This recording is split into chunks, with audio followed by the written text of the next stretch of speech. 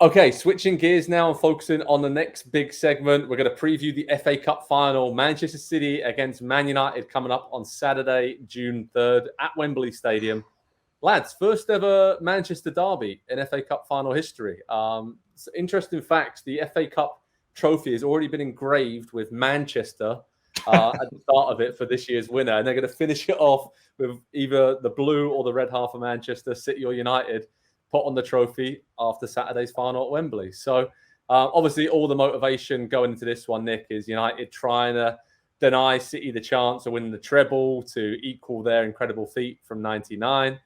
This looks like a win for City though, right? I mean, how can United hang in there? They did beat them at home earlier this season and kind of went toe-to-toe with them at stages in that 6-3 mauling at the Etihad earlier on in the campaign, but it's hard to bet against Manchester City right now, isn't it? And I'm looking across the pitch in all the individual battles, and it's just hard to see City not winning this.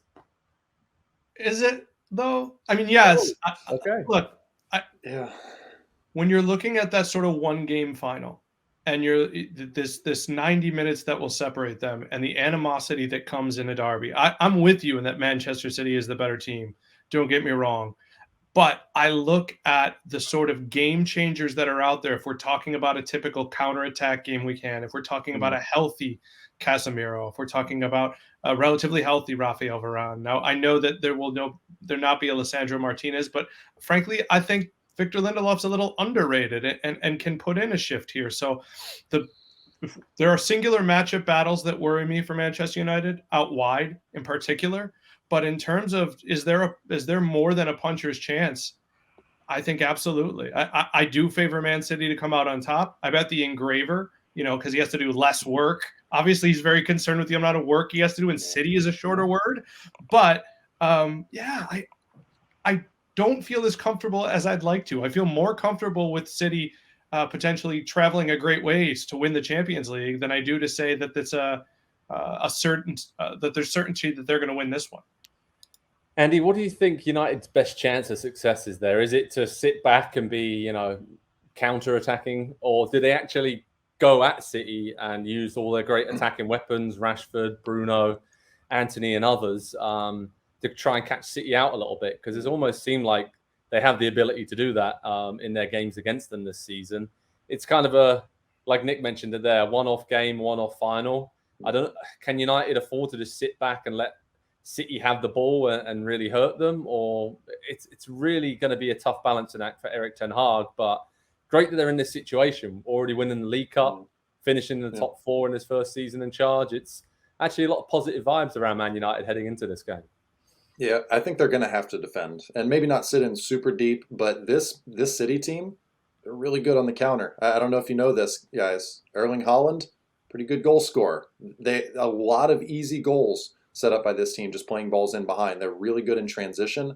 They've gotten away from being super possession-based team the way that they've been in the past, and have evolved this season with Haaland up top, and Jack Grealish is having such a good season because he's a safe pair of feet, I guess. I was going to say hands, but that wouldn't make much sense. But he's a safe pair of feet with the ball, doesn't give the ball away, progresses it and gets it into dangerous areas, and then Haaland takes it from there. De Bruyne takes it from there. It just feels like if you sit back a little bit, this City team isn't going to quite pick you apart and pass around you the way that they have in the past, because there isn't a false nine, so you don't have that numerical advantage, kind of in between those center backs there, and so they play a little bit differently, and I think you have to approach playing against them a little bit differently now than you have in the past. Where in the past you could take chances against City a little bit in the open field, you could expose yourself at the back just a little bit because they weren't looking to run in behind. Sergio Aguero, Gabriel Jesus, whoever played as a false nine for a number of years, they were not looking to beat you on the counter. They are now, and if you give them that opportunity,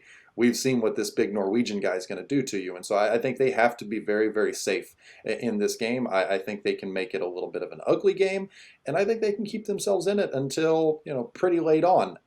A decisive moment could go either way, but I do think they've got a decent chance in this one. I think of the two finals for City, I think this is the one that they're more likely to lose at this point.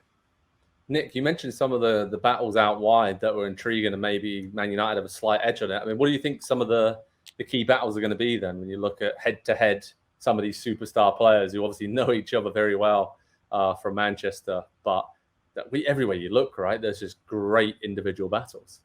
There is Grealish, and you mentioned safe set of feet. Maybe it's he's got fortress calves, right? His gigantic calves keep you safe on the outside. Yeah.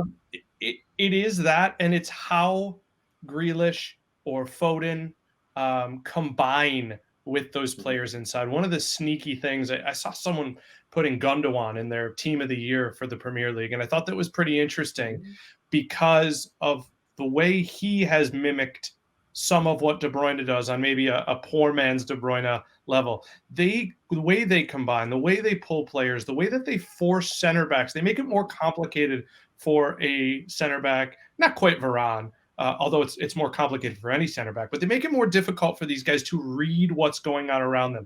It's not simple. It's not straightforward. It's not win this aerial duel or cut the ball out here, because everything's moving around you and you're being drawn out of place and drawn here and drawn there. And that's why I think that the wide defenders are so good. We saw Diego Dalot getting a new 5-year deal from Manchester United. I think you had Luke Shaw as perhaps your left back of the year. These are good players, but they're the sort of players who are going to be taxed. And it's one of those reasons that maybe Lisandro Martinez, as much as I was heaping praise on Lindelof, his absence may ultimately be the quote-unquote matchup that ruins this.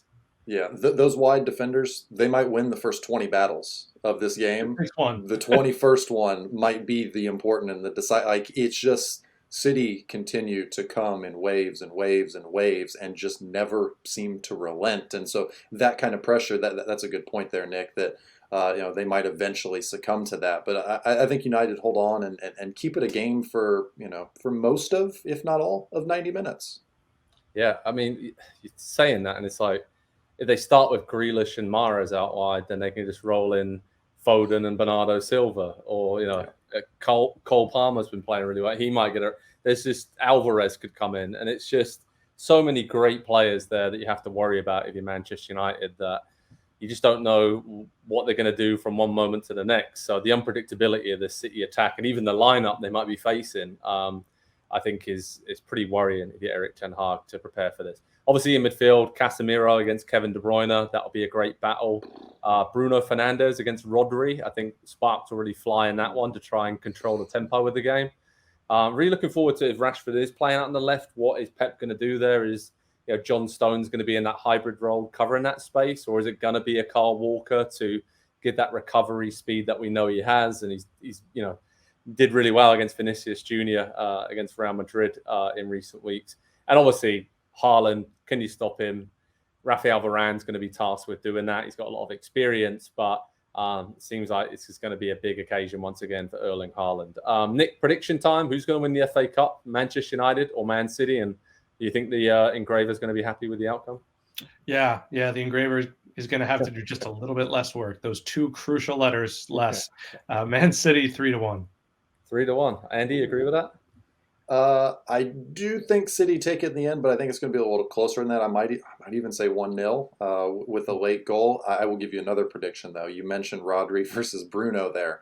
Neither of those players escapes without a yellow card in this game. Those two will be stuck to one another for 90 or 120 minutes. Yeah, I agree with that. And I think it's going to go to 120 minutes. I actually think this is going to go to penalty kicks. And I think that Manchester United are going to win on penalty kicks. I'm going to say it right here and then. I don't know. There's something about the power of being able to stop your closest rivals from equaling what you did all those years ago. And, United are a much better team than I think we all kind of maybe even give them credit for over the season to finish third in the Premier League. They're in a good moment. And Man City, there is a lot of pressure on them to kind of go to Istanbul against Inter Milan with that treble intact. But Andy, one more thing you want to pipe in with? Yeah, just good for you, Joe. I'm thinking it. You were brave enough to say it, so good for you.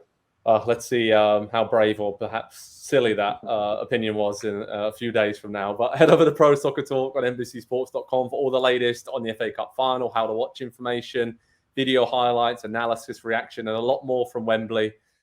Hi there, I'm Rebecca Lowe, studio host for NBC's coverage of the Premier League. Don't forget to hit subscribe to watch more videos all season long. For even more Premier League content, from original series to live matches, head over to Peacock and be sure to tune in for Premier League mornings every weekend on USA Network and on Peacock. We will see you over there.